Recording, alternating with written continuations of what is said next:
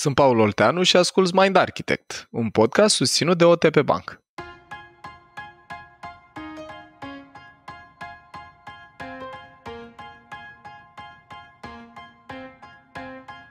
Bun venit în cel de-al treilea sezon de Mind Architect.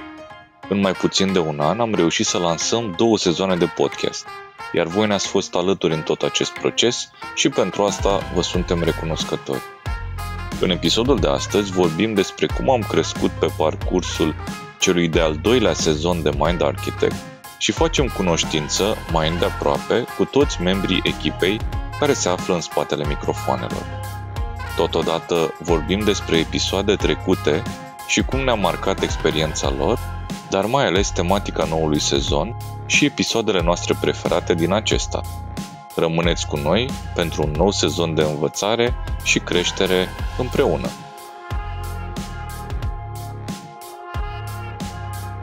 Salutare tuturor! Sperăm că v-a fost dor de vocea fiecărora dintre noi, pentru că este un episod introductiv în care, alături de Tudor, alături de Anca, alături de Dorin, vă urăm bine ați venit înapoi la Mind Architect, sezonul 3. Dragilor, în discuția de azi o să povestim următoarele lucruri. Facem o retrospectivă scurtă alături de voi despre sezonul 2, ca să știți cu ce ne-ați ajutat. Sperăm că și noi v-am putut ajuta cu informații relevante, dar și voi ne-ați ajutat pe noi cu siguranță și am vrea să vă spunem cu ce. Vrem să vă împărtășim câteva lucruri despre noi ca echipă, pentru că după atâtea ore petrecute împreună, în audio, credem că e cazul să ne cunoaștem un pic mai bine și am pregătit un segment și cu asta. De-abia așteptăm să vă spunem tematica sezonului 3 și ce anume puteți aștepta de la Mind Architect în toamna asta și o să povestim și despre relația noastră cu partenerul fără de care sezonul ăsta nu ar fi fost la nivelul la care sperăm noi să fie, și anume parteneriatul nostru cu OTP Bank. Repede de tot, vreau să vă mulțumesc din tot sufletul, din partea întregii echipe, pentru faptul că de la sezonul 1 la sezonul 2 am crescut de la 2400 de ascultători, așa cum estimează Anchor FM, la aproape 4000, aproape am dublat numărul de ascultători. Am ajuns, dragilor, de la 54.000 de descărcări la 250.000, la un sfert de milion de ascultări și vă mulțumesc din tot sufletul celor care sunteți alături de noi la fiecare episod pentru cifrele astea. Pentru noi, ca echipa asta, a aprobat faptul că oamenii sunt dornici de conținut de calitate în limba română, de dezvoltare personală, de cunoaștere de sine și ne-ați umplut inima de bucurie cu volumul ăsta de interes. Alte date interesante arată așa, cum că fiecare episod publicat, în prima săptămână de la publicare, a crescut de la 1000 de ascultări la 2000, chiar în prima săptămână, iar pe medie, într-un sezon, am crescut pe fiecare episod de la aproximativ 6000 de ascultări la 8000. Primul nostru episod, cel cu creierul triun, din sezonul 1, episodul 1, are mai bine de 22.000 de ascultări la momentul la care înregistrăm noi. Aici, nu în vreun sens comercial, dar cifrele astea la propriu n-ar fi fost posibile fără relația cu OTP Bank și fără sprijinul lor. Mare parte din sponsorizare dincolo de producție. Producția reprezintă aproximativ 160 de ore de muncă pentru un sezon și mulțumesc întregii echipe pentru asta. De multe ori voi când ne mulțumiți menționați numele meu și vă mulțumesc tare pentru asta, dar proiectul ăsta la propriu n-ar fi posibil fără toată echipa și fără toate sutele la propriu de ore de muncă. Mai vreau să vă împărtășim așa că bucurie mare ne-ați făcut, pentru că Mind Architect este în fiecare săptămână în top 3, top 5 cele mai ascultate podcasturi din România, așa cum reiese din Spotify Charts și din Apple Podcasts. Informația e publică și poate fi căutată. Noi avem eliberări acolo de dopamină, serotonină de fiecare dată când ne uităm la datele astea. Și nu pentru că e copilul nostru, ci pentru că nu ne imaginam când ne-am apucat de sezonul 1, când am făcut primul episod, că există atât de mult interes pentru genul ăsta de conținut. Vă mulțumim din tot sufletul. Acum e momentul să le urez bine au revenit lui Tudor, Dorin și Ancăi și să vă zic, dragilor, vă pup și vă mulțumesc. Salut, ceva. Și noi îți mulțumim, Paul, salut. Așa. Salut. Mă gândeam, înainte să trecem la a prezenta echipa noastră extinsă, să spunem fiecare dintre noi un moment cu care am rămas din cele 2 sezoane de Mind Architect de până acum. Ce a rămas așa cu voi și vi se pare că ar merita adus în discuție?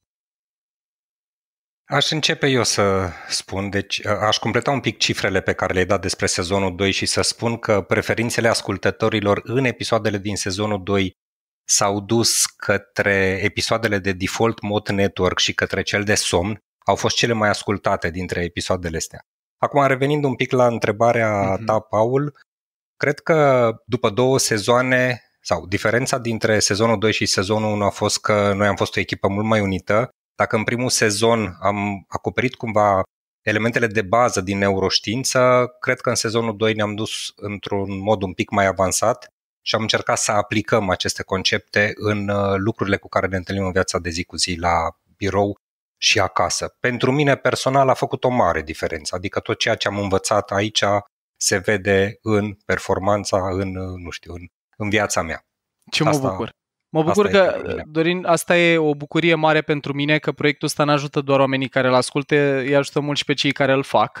Și eu vreau să vă povestesc că în 13 ani de când fac training și activez în piața asta de dezvoltare, transformare personală, cunoaștere de sine, nu cred că am trăit bucurie mai mare decât un mesaj pe care l-am primit de când am lansat noi sezonul 2, de la un adolescent pe numele Robert Rotaru. Noi am publicat mesajul lui în social media, nu o să-l reiau acum că e prea lung. Robert ne-a scris că a început să ne asculte la recomandarea mamei lui, care i-a zis: mama, ascultă și tu podcastul ăsta, că o să te facă mai deștept. Și dragul de el l-a ascultat și ne-a dat un mesaj foarte frumos în care spunea că l-a ajutat super mult să se înțeleagă, îl recomandă tuturor prietenilor și că el nu are salariu sau vreo formă de venit, dar dacă ar fi avut, ar fi vrut să doneze. Și eu mi-aduc aminte unde eram pe canapeaua din living-ul casei unde locuiesc cu Alex și când am citit mesajul lui, mi s-au umplut ochii de lacrimi. Atât de mult m-a impresionat omul ăsta și pentru mine, dincolo de numere sau cifre, genul ăsta de impact la genul ăsta de public e de departe cea mai frumoasă motivație de a continua proiectul ăsta. Aș putea să adaug și eu ceva, Paul, apropo de cu ce am rămas după 2 sezoane de Mind Architect. Noi avem pe cineva care ne citește intro-urile, o voce baritonală, așa, Vlad Bogo se numește. Eu am rămas el are o mantră, tot spune build it and they will come. Construiește și oamenii o să vină. Eu am rămas cu concluzia asta, că, și apropo de ce spuneai tu de Robert și de cei care ne dau feedback, dacă faci ceva de calitate, chiar dacă, să zicem, piața din România, piața de podcast din România nu e o piață prea dezvoltată, oamenii vin către. Build it and they will come. Tribul nostru. Tribul nostru. Iar apropo de ce ziceai tu, Paul, eu mă bucur enorm că există mulți tineri care ne ascultă și ne scriu cât de utile și relevante sunt episoadele astea pentru ei. Și trebuie să recunosc că atunci când am început proiectul ăsta, eu credeam că audiența noastră are o vârstă minimă undeva pe la 30 de ani. Adică chiar nu credeam că o să mergem până într-acolo încât tineri să ne scrie și să fie atât de mulțumiți și fericiți de ceea ce ascultăm. Ce am mai auzit și m-a bucurat din suflet tot în linie cu asta, îmi pare rău că nu știu să numesc persoana, că mi-aș fi dorit să pot face asta acum, dar am văzut un mesaj pe Instagram cu cineva care predă în mediul universitar și care a spus că le dă studenților care fac recenzie la 2 episoade puncte în plus. Deci niciun curs pe care l-am făcut în viața mea în vreo companie sau nici măcar în mediul ONG n-a avut vreodată impactul ăsta. Și, dragilor, cu ideea asta fac tranziția către probabil cel mai important și special moment al episodului ăstuia, și anume echipa. Pe noi, ne știți, eu vreau să vă fac o confidență, o mărturisire în seara asta, că voi mi-ați îndeplinit un vis fără să știți.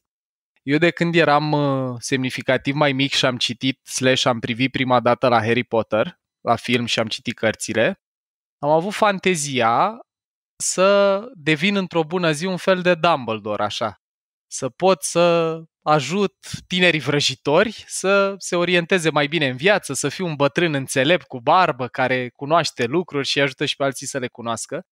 Și fără glumă, Mind Architect este probabil proiectul care m-a adus cel mai aproape de fantezia asta pe care o am. De fiecare dată când tragem, mă visez în biroul ăla lui cu pasărea Phoenix acolo, împărtășind din lucrurile care pe mine m-au ajutat și altora, care fac lucruri impresionante cu ei. Cum povestiți și voi că v-a ajutat la nivel personal, exact asta simt. Deci mulțumesc că mi-ați permis să fiu Dumbledore Kid, că pentru un sezon sau 2. Până Ce acum. frumos! Da. Și că tot ai zis tu ce frumos, dragule, eu vreau acum să vă zic două vorbe despre Dorin, care nu mai are nevoie neapărat de introducere în podcastul nostru, dar, dragilor, Dorin e un veteran al industriei de IT, își ia energie și îl pasionează foarte tare, mai ales zona asta de creștere a oamenilor. Eu rar am văzut o persoană pasionată și în timpul liber atât de mult de genul ăsta de concepte cât îl văd pe Dorin. El în echipa Mind Architect contribuie mult pe două coordonate și aș vrea eu să le și numesc, diferențiez așa, pentru selectarea, documentarea și pregătirea conceptelor practice, tips and tricks-urile alea aplicabile în viața de zi cu zi. Dorin se gândește mult la ele și contribuie cu bucata asta serios. Și mai contribuie, dragul de el, și cu a da viață conceptelor prin exemple reale. Ați văzut că în fiecare episod Dorin ne povestește ori de acasă, ori de la birou de câte o speță. Și eu admir foarte mult la Dorin atât capacitatea asta de a introspecta și de a reflecta la ele și a le aduce în podcast, cât și vulnerabilitatea de a le pune pe masă, toate experiențele astea pe care le trăiește. Podcastul nostru sigur are mai multă culoare datorită acestor lucruri. Și acum vreau să-l invit pe Dorin să ne spună ceva despre el ce nu știți și nici noi nu știm. Să ne spună un secret despre el, ceva așa ce... Da, să fie cu eliberare de dopamină pentru noi și un pic de cortizon pentru Dorin. Mai lovit și nu neapărat mie îmi plac surprizele, dar îți mulțumesc frumos pentru introducerea pe care mi-ai făcut-o.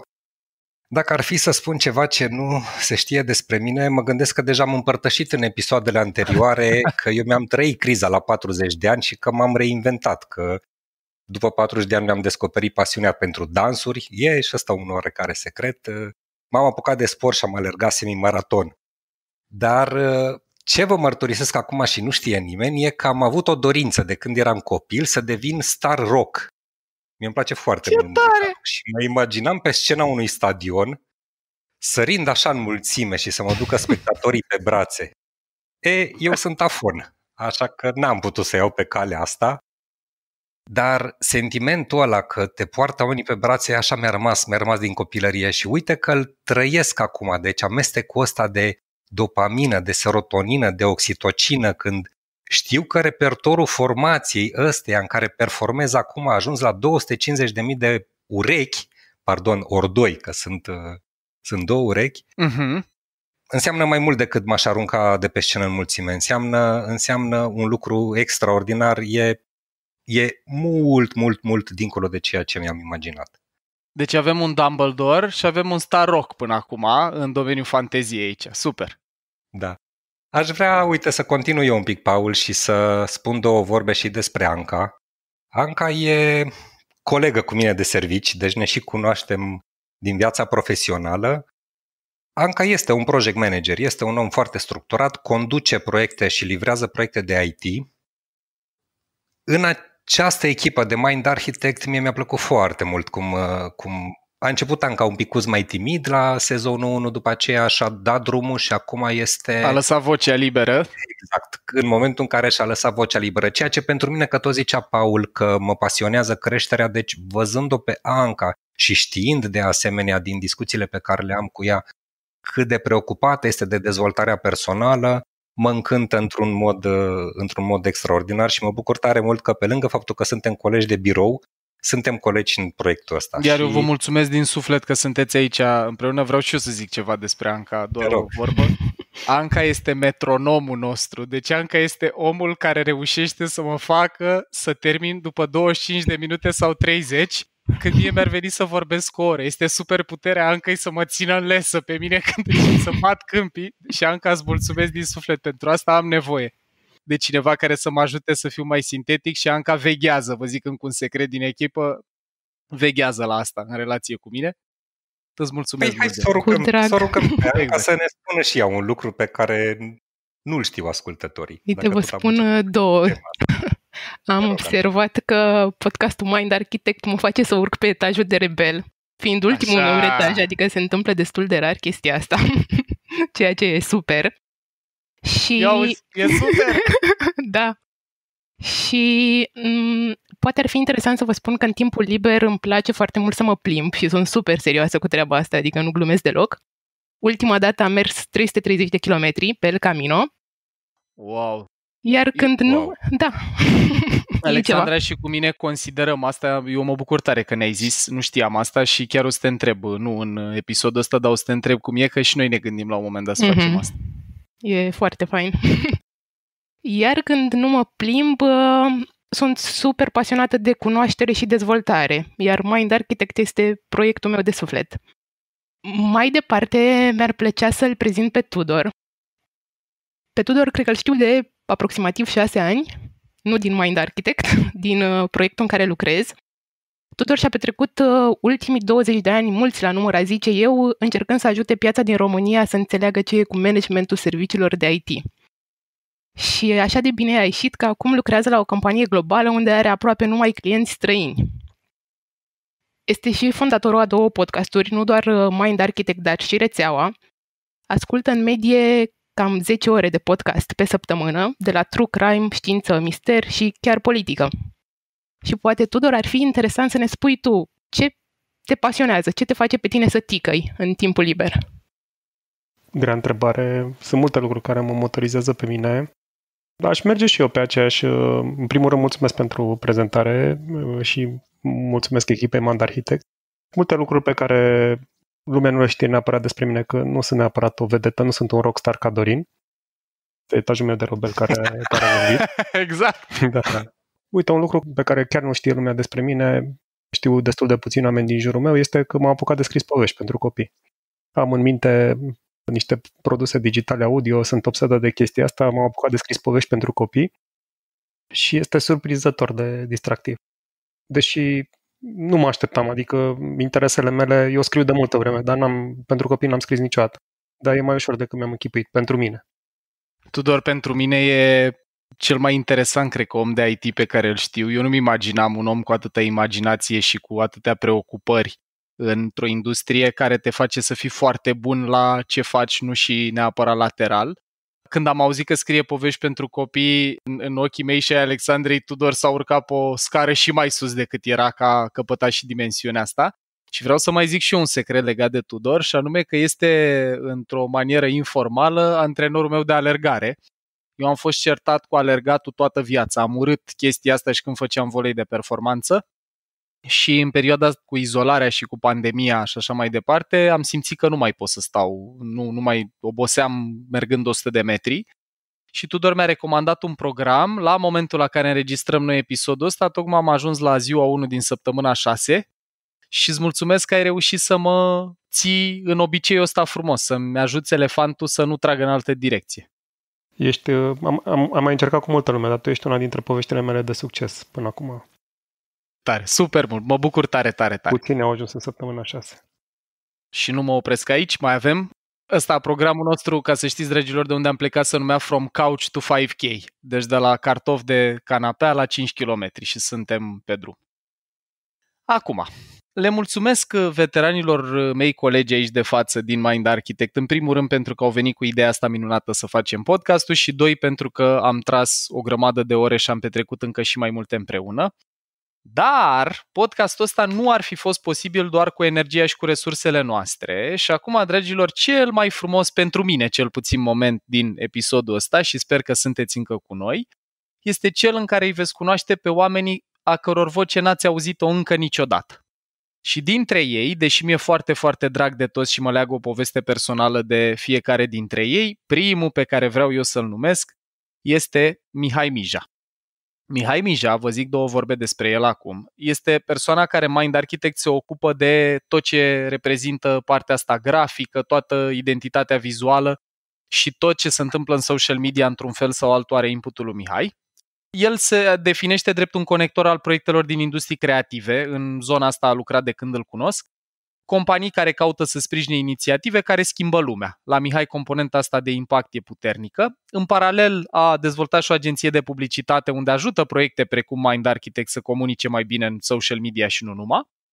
Și pe lângă asta mai sunt 2 lucruri de zis. El se ocupă și cu zona asta de branding, presentation design și consultanță marketing și comunicare. Eu fiind client fidel, toate slide-urile mele, dacă ați fost la vreun curs ținut de mine, Mihai este artizanul lor și mai mult decât atât, Mihai este văruțul, adică verișorul meu. Mă bucur din suflet că am în podcastul ăsta și un membru al familiei.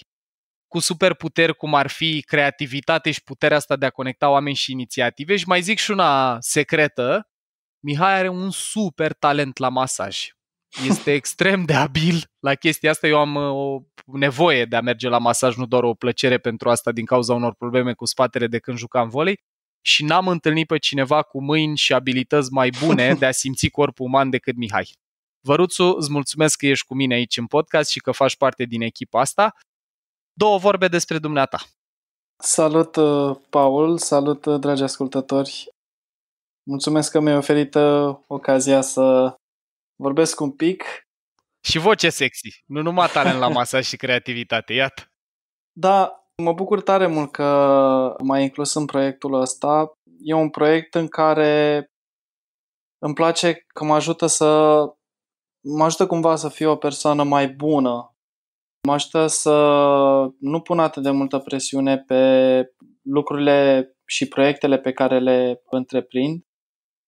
Și mă bucur că e un proiect care a ajutat să ne lege pe noi mai mult și să deschidă mai multe subiecte pe care să putem să le materializăm și să le share-uim și cu alți oameni.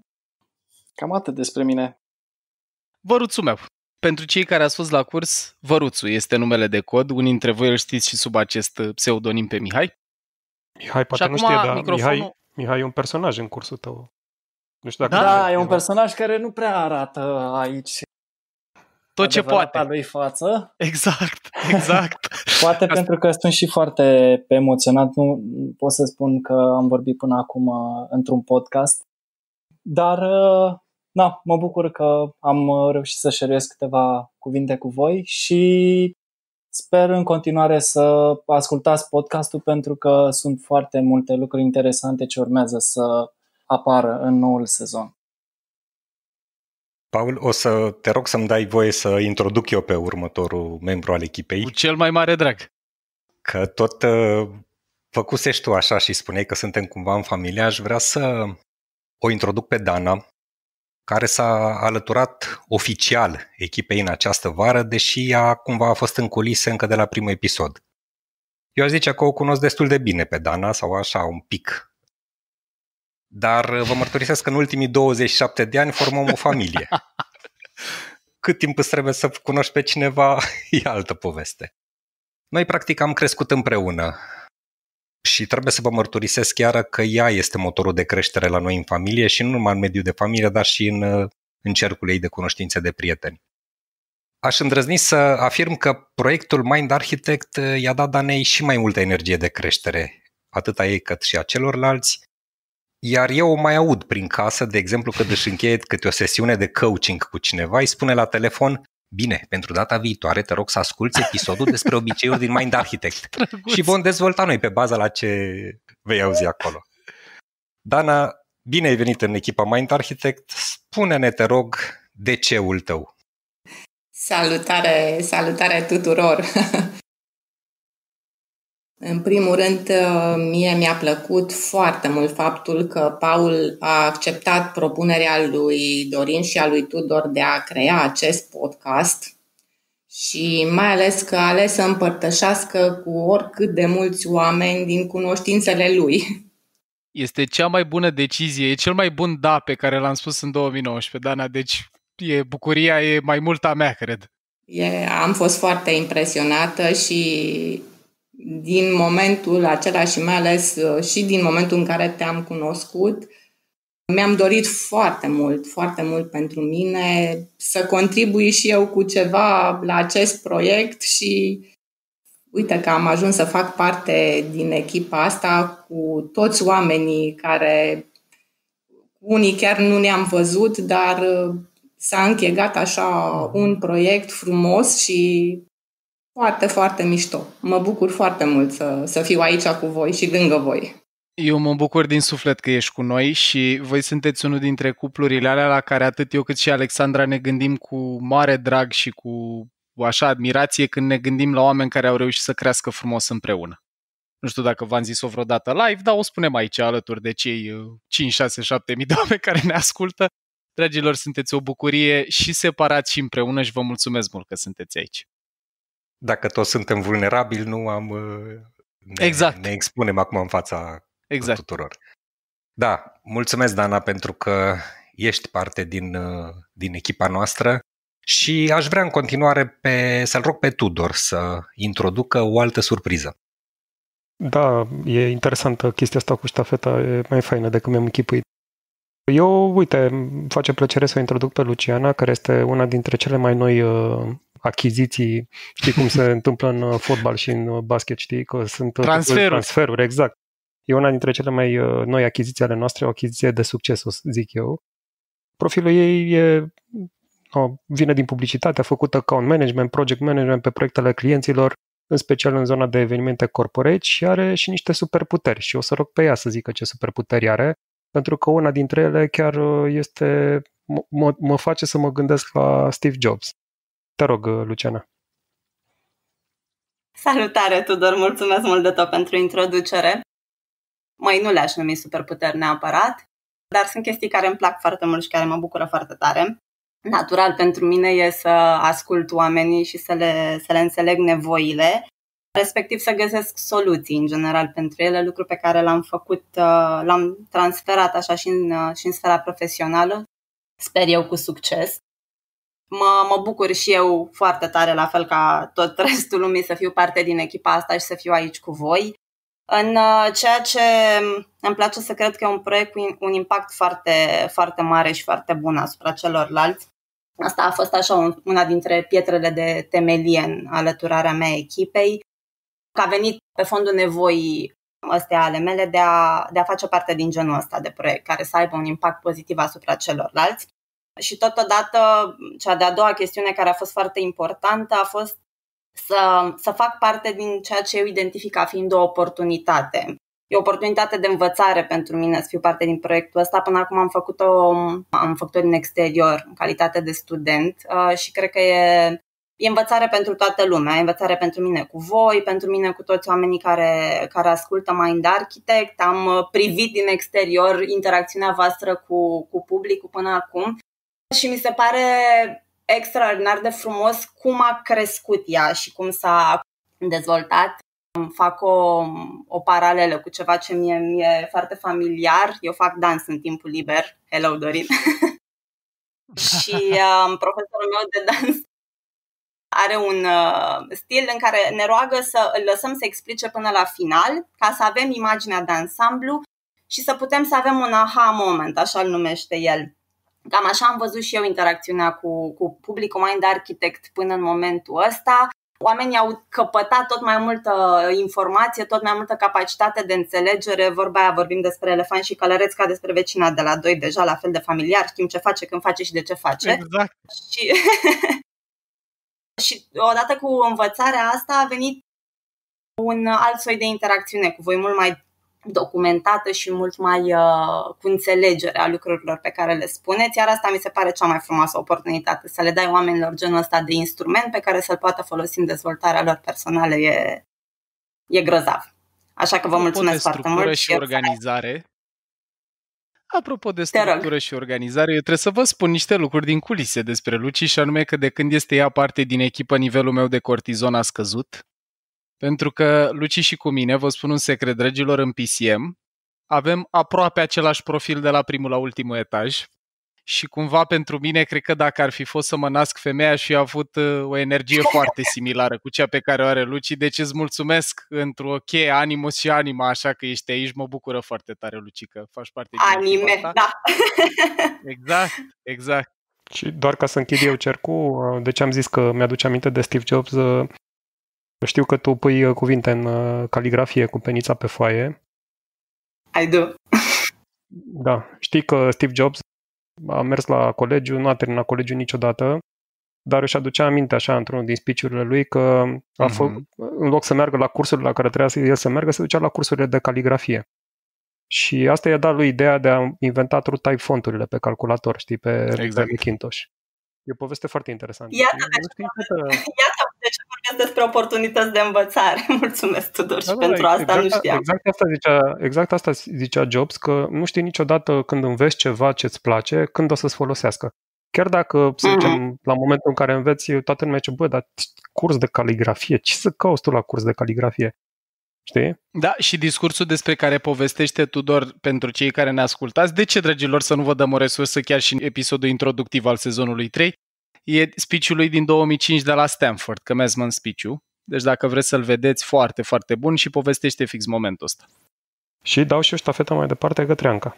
Mulțumesc! Eu aș vrea să o prezint pe Andreea. Ea s-a alăturat proiectului nostru încă din sezonul 2. Și pot spune despre ea că este un supererou, am să vă zic și de ce. E social media manager în timpul nopții, în proiecte care îi sunt foarte dragi, cum este și Mind Architect, și account manager în timpul zilei. Ea lucrează în publicitate de 5 ani, învață super mult și continuu și își trăinește călărețul mereu. Uite ce frumos, cu metafora noastră.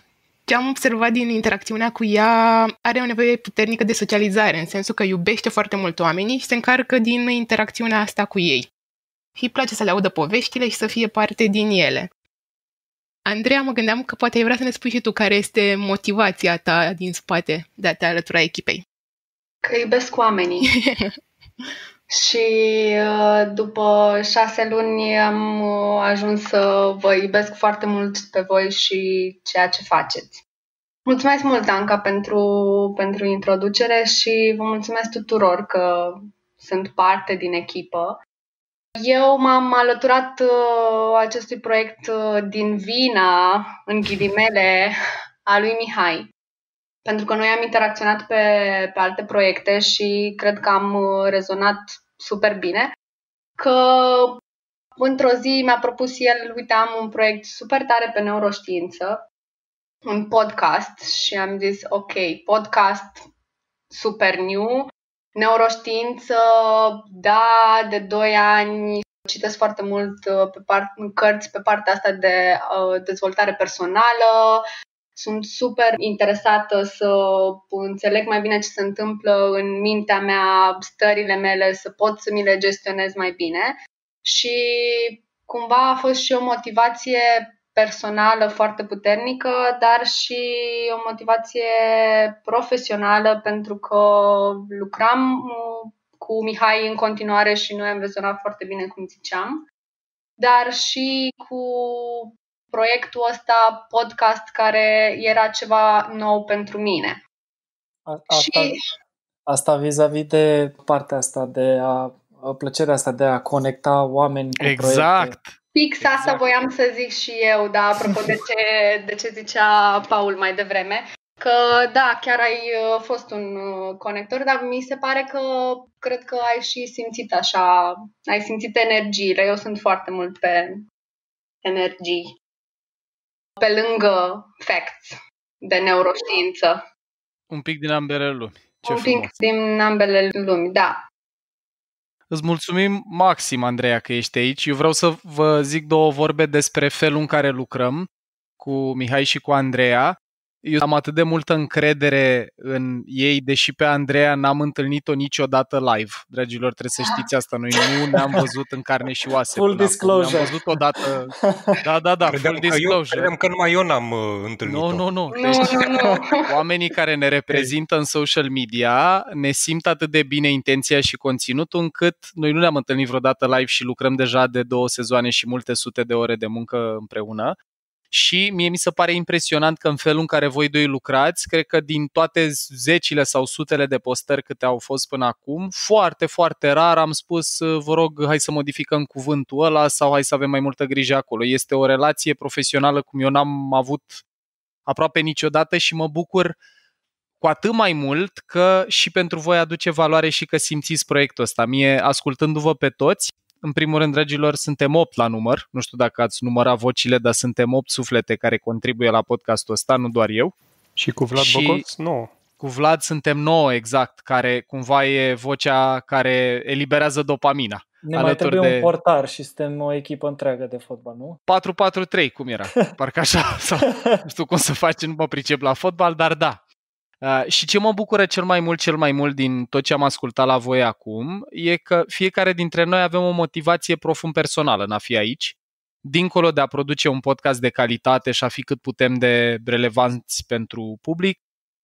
Suntem aici că simțim să fim aici și eu n-am întâlnit, am fost în ONG-uri, am lucrat în publicitate, am lucrat într-o universitate, eu n-am mai trăit o echipă ca a noastră și mă bucur din tot sufletul de la toate palierele personalității și cu călărețul și cu elefantul de treaba asta și vă mulțumesc. Și dragilor, ultimul nostru segment sau penultimul segment, că ultimul e foarte scurt, penultimul segment din episodul curent este să vă spunem 2 vorbe despre ce vă așteaptă în sezonul 3. Acum că știți cine sunt magicienii, vrăjitorii și vrăjitoarele care contribuie fiecare cu magia proprie la chestia asta, în sezonul 3 am zis noi să punem episoadele sub o cheie în care fiecare dintre noi crede mult, și anume cheia asta a relațiilor. Noi am povestit despre cât de importante sunt relațiile pentru împlinire, pentru creșterea speranței de viață, pentru nivelul de satisfacție pe care îl resimțim cu privire la propria viață.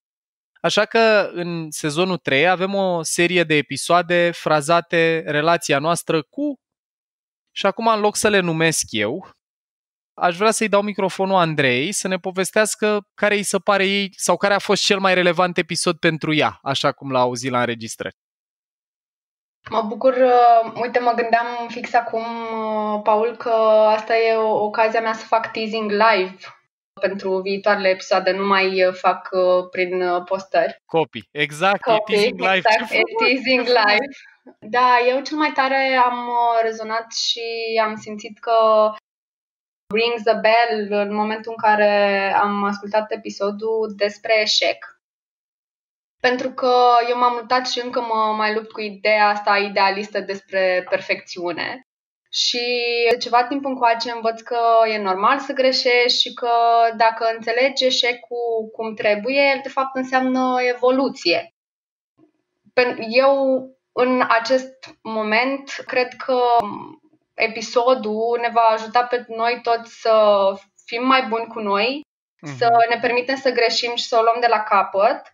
Și chiar ce pot să zic este că abia aștept să citesc comentariile și părerile oamenilor și cred că majoritatea vor avea așa un aha moment în momentul în care vă vor asculta. Primul nominalizat este relația noastră cu eșecul. Hai să vedem care este al doilea episod care a plăcut cuiva. Un alt episod despre care aș vrea să vă menționez este cel despre ascultare. Personal, eu am o problemă și anume cea cu attention span-ul. Reușesc să-mi pierd ușor atenția și pe episodul ăsta cumva m-a ajutat și mi-a dat câteva tehnici prin care pot să ascult mai atent persoana cu care vorbesc și drept urmare pot să spun că pe mine mă ajută să fiu chiar mai prezent atunci când comunic cu o altă persoană. Aș vrea să completez și eu puțin la Mihai și vreau să vă spun că e foarte mișto atunci când realizăm cât de mult se îmbunătățesc relațiile dintre oameni, cu partenerii noștri, copiii, colegii noștri, atunci când știm să chiar ascultăm.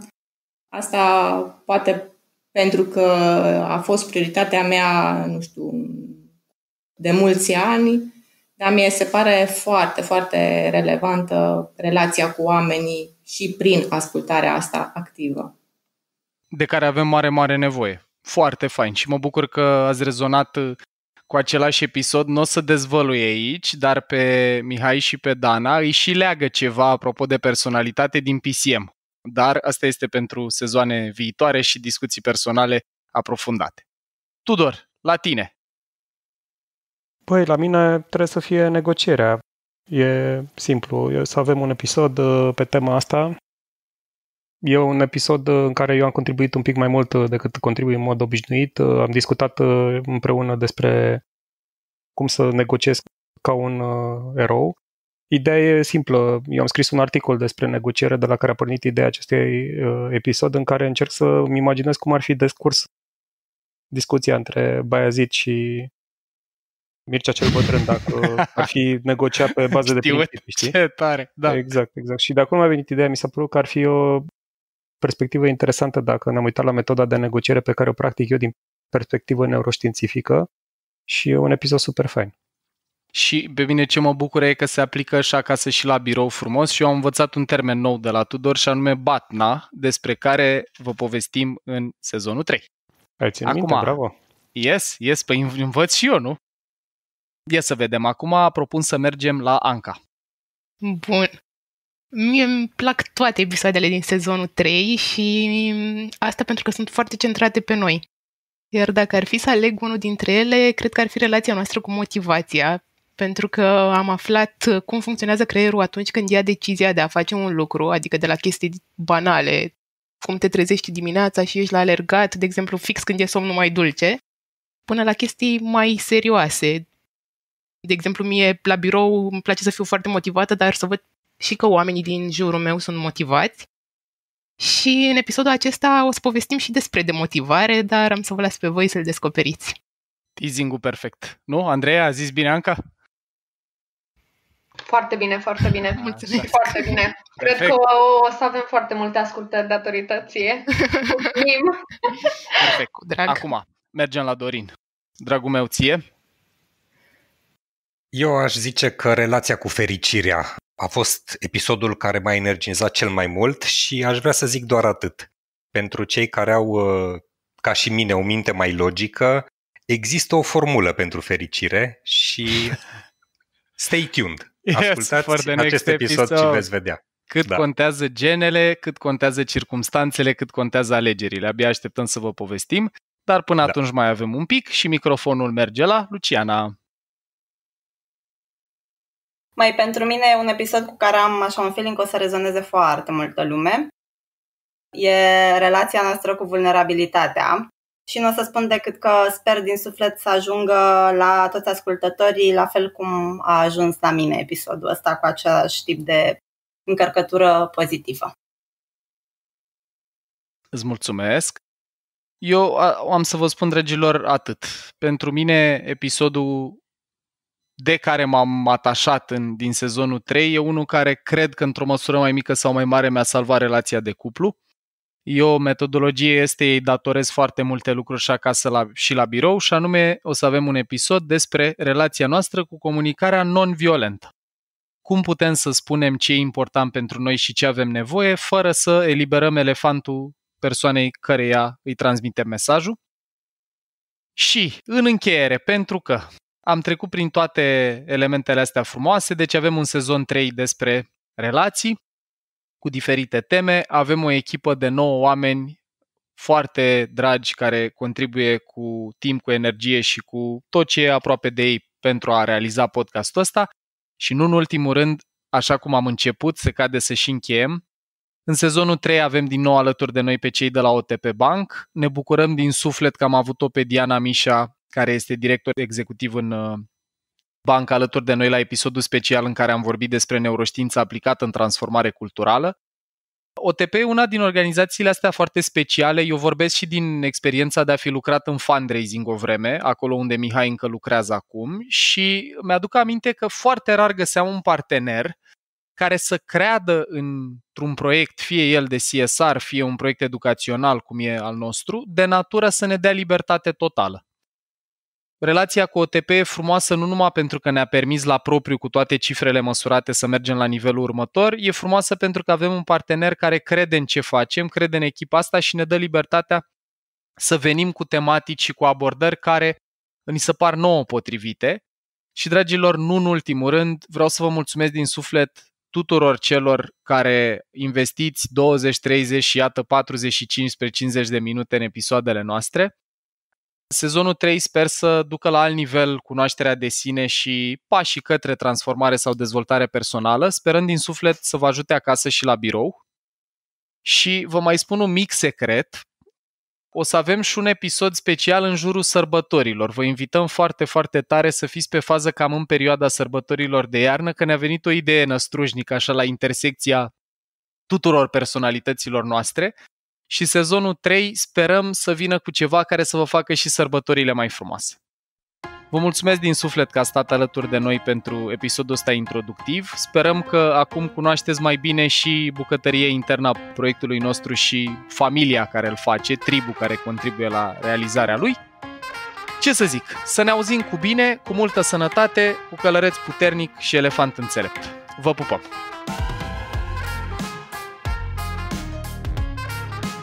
Ai ascultat un episod din Mind Architect, un podcast al lui Paul Olteanu și al invitaților lui, Anca, Tudor și Dorin. Mind Architect poate fi ascultat pe Spotify, iTunes sau oriunde asculți podcasturi. La Mind Architect contribuie cu vocea lui și Vlad Bogos. Abonează-te la podcast pentru episoadele viitoare și, dacă vrei să ne susții în ceea ce facem, dă-ne un share în rețeaua ta.